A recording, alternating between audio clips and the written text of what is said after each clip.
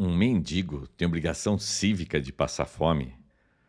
Você acha que dar dinheiro para mendigo é uma coisa que é errada? Olá, bem-vindo, bem-vinda a mais um vídeo aqui do meu canal, onde a gente sempre vai discutir os assuntos polêmicos ou não polêmicos, mas sempre com enfoque bíblico. Pois bem, eu comecei a minha chamada aqui falando que o mendigo tem o dever cívico de passar fome. A frase não é minha, a frase é de um pastor muito conceituado, um cara que eu, por exemplo, estudo muito com os vídeos dele, mas ele disse essa frase, que os mendigos têm uma obrigação cívica de passar fome, e ele citou uma passagem bíblica da segunda carta de Paulo aos Tessalonicenses para justificar essa fala dele, como sendo uma fala bíblica. Então eu vou pegar aqui a segunda carta de Paulo aos Tessalonicenses, isso é Novo Testamento.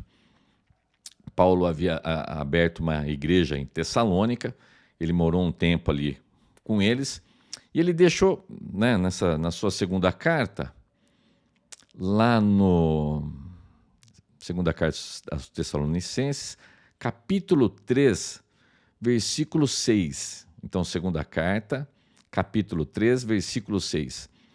Irmãos, em nome do nosso Senhor Jesus Cristo, ordenamos a vocês que se afastem de todos os irmãos que vivem sem trabalhar e que não seguem os ensinamentos que demos a eles.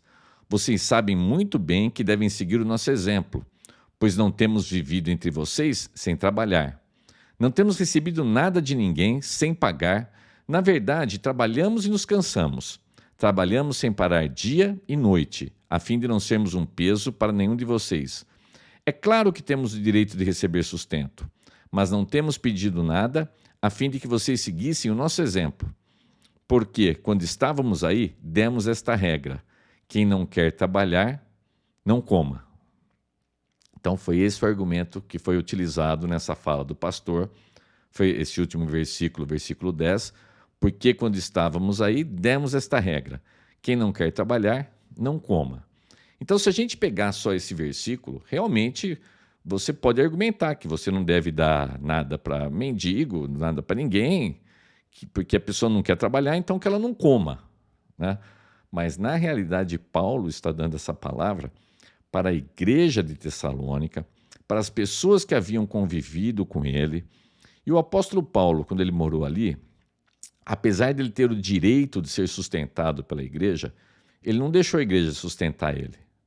Ele fazia tendas, Paulo era um fazedor de tendas, e ele se sustentava, ele trabalhava pra caramba, ele suava pra caramba.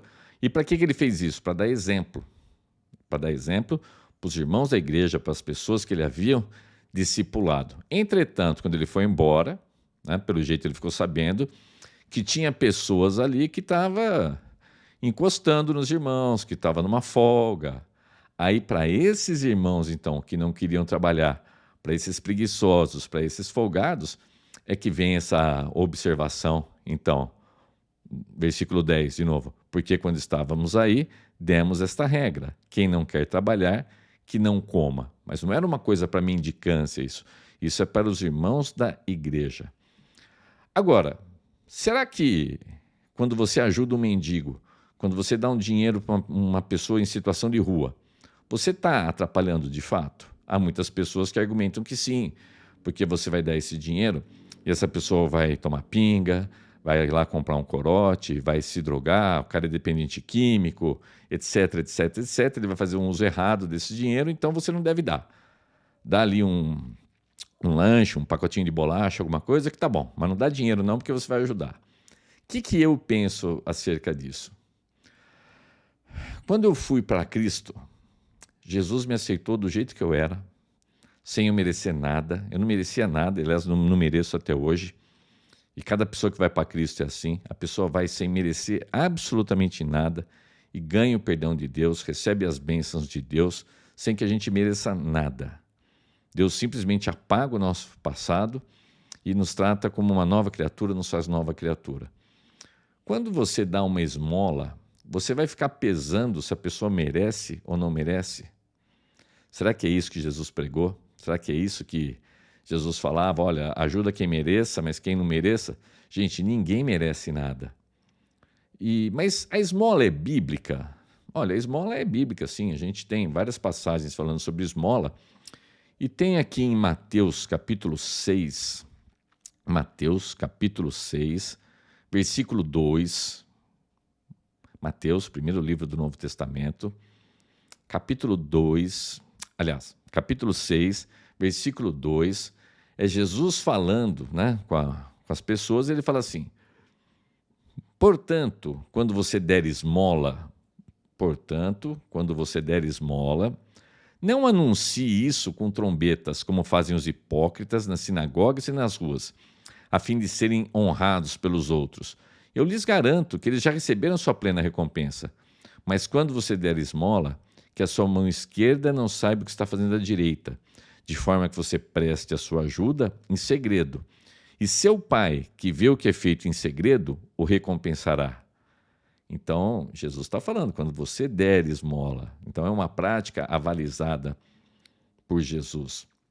Sabe, acredito eu que quando você socorre uma pessoa em situação de rua, quando você dá uma esmola, você está, na realidade, ajudando um ser humano. Mereça ou não mereça, a gente tem que sempre lembrar que a graça que a gente recebe é imerecida. Esse é um dos pilares do cristianismo. É isso que ninguém entende.